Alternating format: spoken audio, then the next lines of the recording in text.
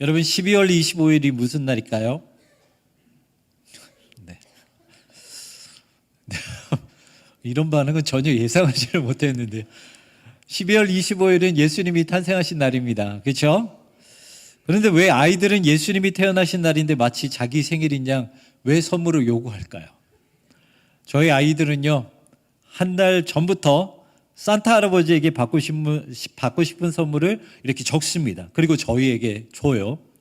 그런데 가만히 보면 앞뒤가 맞는 내용이 단 하나도 없어요. 일단 예수님이 태어나신 날 산타 할아버지에게 선물을 받는 것도 이상하고요. 그리고 산타 할아버지에게 선물을 받는다고 하면서 그 선물을 적은 쪽지를 저에게 줍니다. 그러니까 처음부터 끝까지 말이 맞는 게 단 하나도 없어요. 이 세상 사람들은 성탄절이라 말하지 않고 크리스마스라고 더 많이 말을 하죠. 그리고 그날은 사랑하는 가족, 사랑하는 연인, 그리고 지인들과 함께 크리스마스 명소로 가기도 하고요. 그리고 선물을 서로 나눠 주고받으면서 행복하고 따뜻한 시간을 나누게 됩니다. 그렇다면 이 사람들에게 성탄절이 따뜻한 이유가 무엇일까요? 성탄절이 따뜻한 이유, 우리가 주고받는 선물이 금전이어서 그럴까요? 아니면 우리가 함께 있는 곳이 따뜻한 장소여서 그럴까요? 그런 것들이 아니죠. 성탄절이 정말 따뜻한 이유는 우리의 마음이 따뜻해서입니다. 우리가 서로 나누고 주고받는 것이 그냥 단순히 선물이 아니라 우리의 따뜻한 그 사랑과 마음을 주고받기 때문에 크리스마스, 성탄절은 우리에게 따뜻한 추억으로 남을 수 있는 것이죠. 하지만 주변을 돌아보면 여전히 세상에는 춥고 외로운 시간을 보내는 사람들이 많다는 것입니다. 세상은 풍요로워졌지만 어렵게 살아가는 분들은 더 어렵게 살 수밖에 없는 그런 세상이 되어버렸죠. 있을 곳이 없어서 배고프고 추운 겨울을 보내야 하는 노숙자들, 그리고 함께 있고 싶어도 함께 있을 사람이 없어서 홀로 있어야 하는 독거노인 분들, 연말에도 쉬지 못하고 밖에서 어쩔 수 없이 일을 해야지만이 살아갈 수 있는 여러분들, 이 외에도 춥고 외로운 하루하루를 보내신 분들이 정말 많습니다. 그렇다면 교회와 성도는 예수님이 태어나신 날 그 성탄을 어떻게 준비해야 될까요? 많은 교회들이 예수님이 태어나신 날을 축제와 같이 지냅니다. 제 양쪽에 뭐가 준비되어 있습니까? 반짝반짝거리는 트리가 있죠. 이렇게 기뻐하고 축제와 같은 즐거운 날로 보내죠. 온 가족이 함께 모여 예배드리기도 하고요. 성탄절 칸타타도 부르고, 그리고 각 부서마다 열심히 준비한 그런 행사를 합니다. 예수님이 이 땅에 오신 즐거운 날이기 때문에 그 복된 날 기쁨으로 감사함으로 나아가는 것이 맞죠. 하지만 성탄을 준비할 때 기뻐하고 축하하는 일들만 우리가 준비해야 되느냐, 그것에 대해서는 우리가 한번 생각을 해볼 필요가 있다는 것입니다. 이 사실 성탄절은요, 이렇게 축제가 아니라 조용하게 예배드리는 날이었을 뿐이었어요. 그러다가 영국 빅토리아 여왕의 남편인 이 독일 출신의 엘버트 공이 자신의 나라인 독일에서 이 트리를 가지고 옵니다. 그리고 그 트리를 꾸미기 시작하고 거기에 이제 가족들이 모이기 시작하죠. 그것을 시작으로 해서 영국과 미국에 확장되게 되고 전 세계로 퍼져나가게 됩니다. 그렇다면 우리가 뭐 선물을 주고받고 이렇게 축제로 보여지는 이 크리스마스 분위기는 어떻게 되었을까요? 이것은 참 아이러니하게도요, 이 산타클로스와 선물이라는 이미지는, 이 이미지가 전 세계적으로 퍼지게 된 이유는 코카콜라 광고 때문입니다. 그때부터 전 세계에 퍼지게 되었고, 이 크리스마스는 지금 우리가 아는 것처럼 축제가 되었어요. 하지만 처음에도 말씀드린 것처럼 원래 성탄절은 아무것도 꾸며지지 않는 그런 조용한 예배 시간이었습니다. 꾸몄다고 하면 겨우 촛불 몇 개가 전부였어요. 오늘날 교회가 회복해야 하는 성탄절 모습 중에 하나가 바로 이런 것이 아닌가 생각을 합니다. 예수님이 어떻게 이 땅 가운데 태어나셨는지 우리는 너무나도 잘 알고 있어요. 그 모습에는요, 죄송하지만 기쁨과 즐거움이 없습니다. 슬픔과 고통과 외로움밖에 없어요. 그래서 예수님은 축복과 잔치 속에서 태어난 것이 아니라 거절과 고독 그리고 고통 가운데 태어나셨습니다. 먼저 예수님은 배려 없는 시대에 태어났어요. 팍스 로마나라는 말이 있죠. 로마의 평화라는 의미입니다. 로마의 초대 황제인 아우구스투스가 그 통치할 때에 전쟁 없이 오랜 기간 평화를 누렸다고 해서 그 기간을 팍스 로마나라고 합니다. 겉으로 봤을 때 여러분 얼마나 행복합니까? 로마 제국에 속한 그 수많은 사람들이 오랜 기간 동안 전쟁이 없어요. 평화롭게 지낼 수 있었습니다. 얼마나 좋습니까? 하지만 성경은 아우구스투스에 대해서 이렇게 말을 하고 있습니다. 누가복음 2장 1절 말씀입니다. 그때에 가이사 아구스도가 영을 내려 천하로 다 호적하라 하였으니. 그때에 가이사 아구스도가 명령을 했어요. 천하로 다 호적하러 고향으로 떠나라. 성경에서 말하는 아구스도가 바로 초대 황제 아우구스투스인데요. 이 말씀을 단순히 보면 호적을 등록하러 가라 하는 것처럼 보이겠지만 사실 그것이 아닙니다. 먼저 로마에 있는 모든 사람들은요, 고향이 멀든 가깝든 무조건 강제적으로 고향으로 가야만 했어요. 그리고 이때 당시에 사람들은 가족 단위로 움직였기 때문에 고향이 먼 사람들은 어쩔 수 없이 다녀올 때까지 그 집을 비워둘 수밖에 없었습니다. 그리고 이렇게 호적을 하라고 명령한 이유는 단순한 이런 행정적인 절차가 아니라 세금을 제대로 거두기 위한 그런 일이었어요. 그리고 만삭이었던 마리아처럼 이동하기 어려운 사람들을 전혀 배려하지 않은 강제적인 명령이었다는 것이죠. 요셉과 마리아가 이때 당시에 살았던 곳은 나사렛이라는 동네였어요. 근데 이 나사렛에서 베들레헴까지는 무려 120km였습니다. 그 길을 만삭인 채로 걸어가야만 했다는 거예요. 그러니까 베들레헴으로 가는 그 길이 결코 쉽지 않았다는 것입니다. 그리고 예수님은 고통과 공포 가운데 태어나셔야만 했습니다. 당시 유대 지역을 다스렸던 분봉왕은 헤롯 대왕이었죠. 이 사람은요, 자신이 권력을 지킬 수만 있다면 무슨 짓이든 다 했던 사람이에요. 그래서 자신의 권력에 방해된다면은 아들과 자신의 아내까지도 철저하게 죽여버렸던 사람이 이 헤롯 대왕이었습니다. 어디 그거로 끝났나요? 나중에 시간이 지나고 나서는 어떻게 합니까? 예수님이 태어나셨다는 그 이유 하나만으로 베들레헴 2살 아래에 있는 모든 남자들을 다 학살을 해버리죠. 그렇게 악했던 왕이 바로 헤롯이었습니다. 그렇기 때문에 이 공포에 사람들이 떨고 있을 때 예수님은 그곳에 태어나실 수밖에 없었다는 것이죠. 마지막으로 예수님은 외로움 가운데 태어나셨습니다. 베들레헴에 도착한 마리아는 출산이 임박했죠.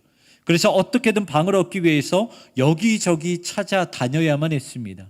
하지만 돌아온 것은 외면과 거절뿐이었고 결국 예수님은 한 마구간 구유 위에서 태어나게 되셨다는 거죠. 이렇게 예수님은 고독과 외로움과 차가움이 가득한 세상에서 태어나셨습니다. 만왕의 왕으로 오셨고 구원자로 오셨다라고 알고 있지만 예수님은 행복과 기쁨과 평화가 가득한 그곳에 태어나신 것이 아니라 가장 춥고 많은 사람이 고통을 받고 있을 때 이 땅 가운데 그것도 가장 지저분한 구유에 태어나셨다는 거죠. 여러분, 하나님의 계획에는요, 실수가 없고요, 우연이라는 것이 없어요. 예수님이 베들레헴에 태어나신 것도 그리고 구유에 태어나신 것도 마찬가지입니다. 태어나실 곳이 없어서 어쩔 수 없이 구유에서 태어나신 것이 아닙니다. 하나님은 먼저 구약을 통해 그것을 미리 말씀해 주셨습니다. 미가서 5장 2절의 말씀입니다. 베들레헴 에브라다야, 너는 유다 족속 중에 작을지라도 이스라엘을 다스릴 자가 내게서 내게로 나올 것이라. 그의 근본은 상고에 영원에 있느니라. 아멘. 이렇게 하나님의 계획은요, 예수님이 베들레헴에서 태어나게끔 하셨다는 것입니다. 그렇다면 왜 하나님은 예수님을 요셉이 살고 있었던 나사렛도 아니고 성전이 있었던 예루살렘도 아니고 왜 하필 베들레헴에서 굳이 태어날 것이라고 예언의 말씀을 하셨을까요? 그림 하나를 보여드리겠습니다. 학자들마다 예수님이 태어나신 날을 다양하게 해석을 하고 있지만 지금 우리가 지키고 있는 이 12월을 기준으로 보면요, 베들레헴의 평균 기온은 낮 기온은 약 14도 정도 되었습니다. 그리고 이 밤은 5도 정도로 이렇게 떨어지게 되어 있어요. 이 정도로면 사실 사람이 살기에는 그렇게 불편한 온도는 아닙니다. 그런데 이스라엘 지역에서 12월은 겨울비가 자주 내리는 우기예요. 그래서 평균적인 습도가 70%가 넘습니다. 그리고 이 베들레헴은요, 해발 775m 위에 있어요. 그러다 보니까 이 산바람이 상당히 거셉니다. 추워요. 비가 내려요. 습도가 높아요. 바람이 강해요. 아무리 낮 기온이 14도이고 밤 기온이 5도라고 할지라도 12월에 베들레헴에서 아기가 태어난다는 것은 저체온증으로 죽을 수도 있는 아주 위험한 환경이었습니다. 그리고 또 우리가 알아야 될 것은 예수님이 태어나신 구유인데요. 예수님이 태어나셨던 1세기 팔레스타인의 일반적인 가옥을 보면 방이 4개가 있었어요. 그래서 사방 구조의 가옥이라고 합니다. 우리가 동물이 살고 있는 것을 마구간이라면 뭔가 외부에 따로 건물이 있다고 생각을 하지만 이 그림을 보는 것처럼 당시 이스라엘 사람들은 동물을 집 안에서 키웠어요. 이 평면도를 먼저 보면 이스라엘 가옥은 이 방이 4개가 나오죠. 공간 1, 2, 3, 4가 있습니다. 주로 아래층은 곡식이나 물건을 보관하는 장소와 그리고 음식을 만드는 공간으로 이렇게 되어 있었고요. 그리고 1층 한 켠을 보면 제일 오른쪽에 보면은 거기가 바로 동물들을 키우는 장소였습니다. 그리고 사람들, 가족들이 자는 장소, 그리고 손님들을 맞이하는 장소가 바로 2층에 있었죠. 이렇게 동물을 집안에 키우는 데는 중요한 이유가 있었습니다. 그것은 좀 전에 말씀드린 것처럼 베들레헴은 기본적으로 온도가 낮았기 때문에 이 온기가 필요했어요. 그래서 동물을 안전하게 보호하기 위해서 집에 키우기도 했지만 집안을 따뜻하게 하기 위해서 동물을 안에서 키운 이유가 가장 큽니다. 이 당시 일반적인 집 구조를 보면 이 벽이 흙벽으로 되어 있어요. 흙벽돌로. 먼저 돌을 쌓아서 이렇게 만든 다음에 거기에 지피랑 그리고 점토를 섞어서 거기에다 덧칠을 했죠. 그런 벽으로 만들었습니다. 그래서 기본적으로 단열이 아주 잘 되어 있어요. 그리고 집안에서 불을 지피거나 요리를 할 경우에는 조금 더 온도가 올라갔죠. 여기에 동물을 키워서 더 온도를 따뜻하게 했다는 건데요. 평균적으로 보면 이 소 한 마리를 키우면 한 6도에서 7도 정도로 더 올라갔다고 합니다. 그리고 당나귀는 2도에서 3도, 그리고 은은한 화덕은 3도에서 4도 정도가 조금 더 올라갔다고 해요. 그래서 이 집 밖과 집 안을 그 온도를 비교해 보면 집 밖에는 추운 비바람이 부는 그 5도, 어떻게 보면은 이 체감적으로 느끼는 그 온도는 더 떨어지겠죠. 그런데 집 안의 온도는 적어도 17도 이상이 되었다라고 해요. 거기에 예수님은 강보로 쌓여 있었기 때문에 예수님이 계신 곳은 더욱더 따뜻했다는 것이죠. 그리고 그 다음 슬라이드를 보면 여러분 빨간색 박스가 보이십니까? 왼쪽에 저기 잘 보이지는 않는데 저기가 바로 말구유. 그러니까 동물을 키우고 동물이 먹이를 먹는 이 구유입니다. 이제 따로 이제 온기를 같이 나눠야 되기 때문에 동물들과 사람이 살아가는 장소를 벽으로 막지를 않았어요. 기둥과 기둥으로 그냥 뚫어놨습니다. 그리고 그 사이에 오른쪽 그림처럼 이렇게 구유가 위치해 있었고요. 그 구유 위에서 예수님이 태어나신 거예요. 그렇다면 궁금한 것이 있죠. 다른 장소도 많아요. 그런데 왜 예수님은 하필 베들레헴 한 가정 안에 구유에서 태어나셨을까? 첫째로 예수님이 이 베들레헴 그 구유 안에서 태어나신 이유는요, 이 차가운 현실에 따뜻한 온기를 주시기 위해 태어나셨어요. 베들레헴 겨울은 비바람이 많이 불었기 때문에 정말 추운 날씨였습니다. 이것은 단순히 날씨가 추운 것이 아니라 차가운 현실을 말해주는 거였어요. 로마에 의해 누군가의 종이 되어야 됐고요. 자유와 존중 없이 명령하는 대로 움직여야 됐고요. 폭군의 학살로 인해 힘없는 사람들은 저항 한번 해보지 못하고 죽을 수밖에 없었습니다. 그리고 베들레헴은 이스라엘 중에서도 아주 가난한 동네 중에 하나였어요. 바로 옆에 있는 베들레헴은 부유한 도시였던 것과 달리 베들레헴 사람들은 하루 벌어서 하루를 먹고 살아야 하는 그런 인생이었죠. 그만큼 차가운 현실처럼 힘들고 상처 많았던 도시가 바로 베들레헴이었습니다. 그래서 예수님은 그 베들레헴 구유에서 태어나시면서 고난과 어려움과 상처투성인 그 세상에 따뜻한 온기가 되어서 오셨다는 거죠.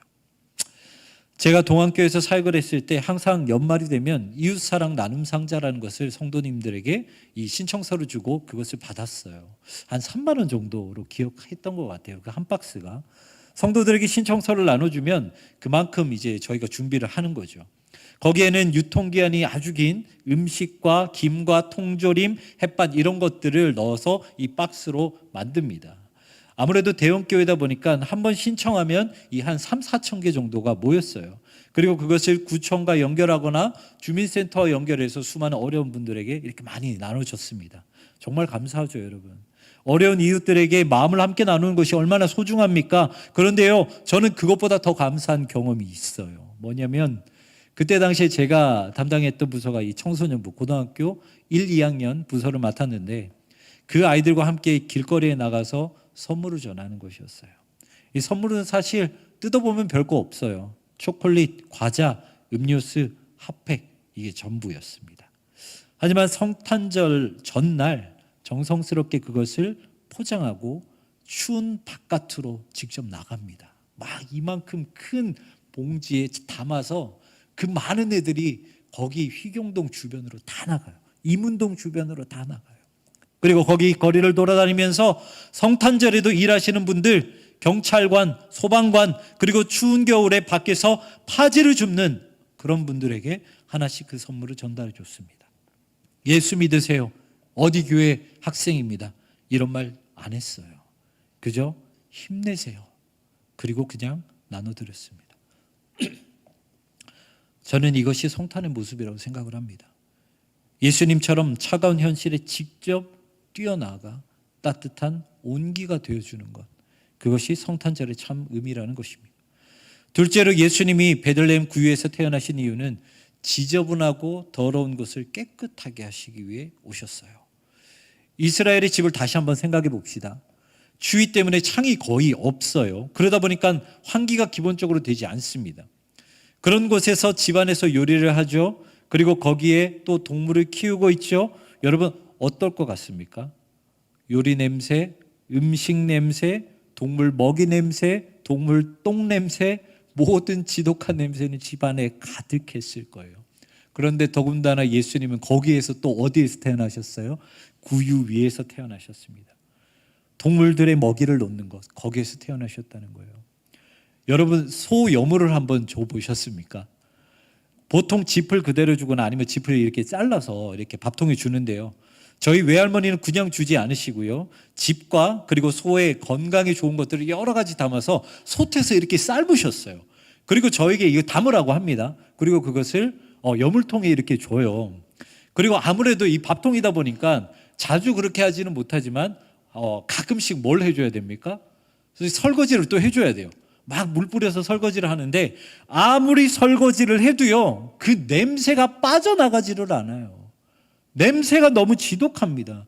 그런데 그 냄새나는 그 동물들의 밥통에 누가 태어나셨어요? 예수님이 태어나셨어요. 그렇다면 예수님은 왜 하필 이렇게 더럽고 냄새나는 곳에 태어나셔야만 했을까요? 다른 곳도 많잖아요. 적어도 물건을 보관하는 곳이나 따뜻한 화동 옆에 태어나셔도 되는 거잖아요. 그런데 왜 하필 구유였을까? 거기에는 두 가지 이유가 있습니다. 하나는 말구유가 가장 낮은 곳이었기 때문이에요. 베들레헴은 이스라엘 중에서도 힘없고 못 살고 연약한 곳이었습니다. 그런데 예수님은 그 중에서도 사람들이 사는 곳이 아닌 동물들이 먹고 자는 곳에서 태어나셨어요. 예수님이 낮고 낮은 곳에서 태어나신 이유는요, 예수님은 높은 자나 낮은 자나 모두를 구원하시기 위해서였습니다. 만약 예수님이 왕이나 귀족들에게서 태어났다고 생각을 한번 해보십시오. 그렇다면 평민이나 가난한 사람들, 힘들고 병들고 어려워하는 사람들은 예수님을 절대로 만나지 못했을 거예요. 그렇다면 그들에게 구원은 없었을 것입니다. 하지만 예수님은 낮은 곳 중에서도 가장 낮은 곳, 가장 비천한 곳, 가장 더러운 곳에서 태어나셨습니다. 그래서 그 누가 되었든 예수님께로 오기만 하면 됐어요. 예수님을 나의 구주로 영접하고 그것을 내 입으로 시인하기만 하면 구원을 얻을 수 있었다는 것이죠. 그리고 또 한 가지 이유는 예수님이 구유에서 태어나신 이유는 바로 우리의 죄 때문이라는 것입니다. 구유는 냄새나고 지저분하고 아무리 닦아도요, 냄새가 사라지진 않아요. 여러분 우리의 죄가 그러지 않습니까? 너무나도 지독하고요, 너무나도 죄를 많이 지어서 지우고 지으려 해도 절대로 지워지지 않는 것이 바로 우리의 죄예요. 우리는 그렇게 살아갈 수밖에 없습니다. 하지만 우리의 더러운 죄 위에 누가 태어나셨습니까? 예수님이 오셨다는 거예요. 은혜를 표현하는 것 중에서 은혜를 덧입다라는 말이 있습니다. 이 덧입다라는 말은요, 이 옷을 벗고 새로운 옷을 입는다는 말이 아니에요. 더러운 옷 위에 또 다른 새로운 옷을 입는 것이 덧입다라는 표현입니다. 예수님이 구유에서 태어나신 이유가 바로 그것 때문이에요.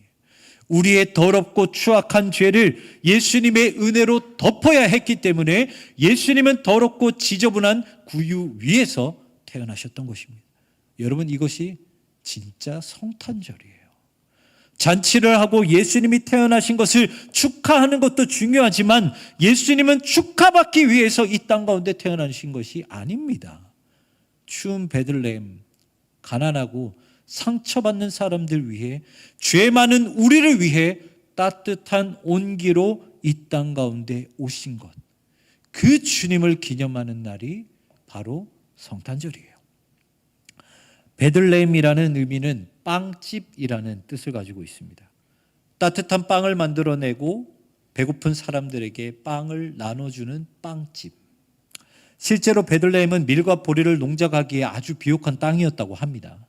하지만 예수님 당시 로마의 그 수탈로 인해 그것은 빵이 많은 빵집이 아닌 빵이 없는 빵집이 되어버렸어요. 그런데 그곳에 누가 오셨습니까? 생명의 양식이 되시는 예수님이 오셨어요. 요한복음 6장 35절 말씀입니다. 우리 같이 한번 읽어볼까요? 예수께서 이르시되 나는 생명의 떡이니 내게 오는 자는 결코 줄이지 아니할 터이요 나를 믿는 자는 영원히 목마르지 아니하리라. 아멘. 예수님이 생명이 없는 이 땅에 생명을 주시기 위해 오셨다면 빵이 없는 이 땅에 친히 빵이 되어 빵집의 빵이 넘치게 하기 위해서 이 땅 가운데 오셨다면 성탄절을 준비하는 이 대림절 기간 우리는 무엇을 해야 하는 것이 맞겠습니까? 예수님처럼 차가운 세상에 생명을 나눠야 하고 차가운 세상에 온기가 되어야 합니다. 그것이 성탄절, 대림절 우리가 마땅히 감당해야 될 사명이에요. 예수님이 태어나신 곳은 부유한 땅 예루살렘이 아니라 가난한 땅 베들레헴이었습니다. 우리가 있어야 될 곳은 어디입니까? 대림절 기간 다시 한번 성탄의 의미를 새겨봤으면 좋겠습니다. 그래서 예수님이 태어나신 성탄절, 예수님을 닮은 모습으로 잔치와 행복과 기쁨이 있는 곳이 아니라 고통과 외로움과 고난이 있는 그곳이 우리의 자리가 되기를 주님의 이름으로 축원합니다.